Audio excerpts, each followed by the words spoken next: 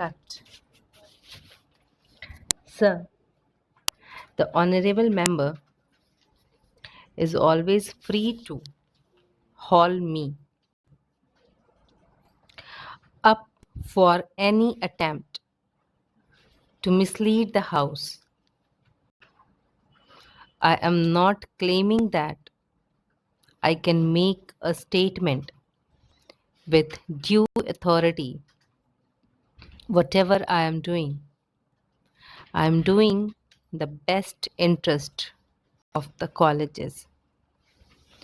May I make many submissions, even assuming that this report has been withdrawn. Even then, the honorable member correctly pointed out that the Education Commission has suggested the decentralization of administration. The UGC resolution is there suggesting decentralization of the administration. For us, the device itself would carry a great deal of weight. That device has been quoted by me in the statement of object and reasons of the bill.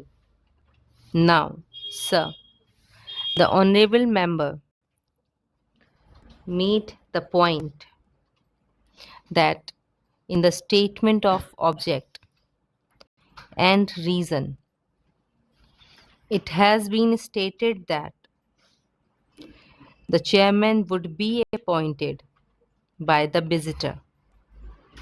Now, if the honorable member would carefully see, he can see quite clearly that the first paragraph seeks to give the background in which the matter came up. The second paragraph deal with the suggestion of the University Grant Commission, and the third paragraph gives the main point which this bill seeks to enact. So the main object of the bill is stated in paragraph 3 and not in the background in which the government has brought this bill before the House. I would also like to make a submission.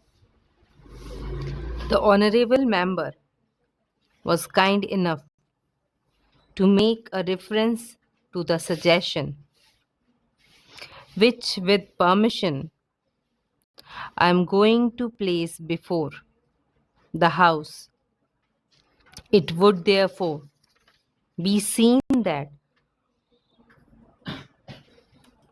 if the intention of the government was to present the House with a decision, the suggestion which I have had the benefit of receiving from teachers or the authorities of the colleges and from honorable members with whom I have made every effort to keep in close touch and with whom I have had the honor of holding certain discussions would not have been introduced.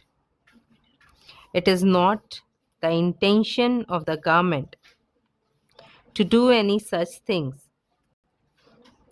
The question was raised that the college council should have powers of academic council.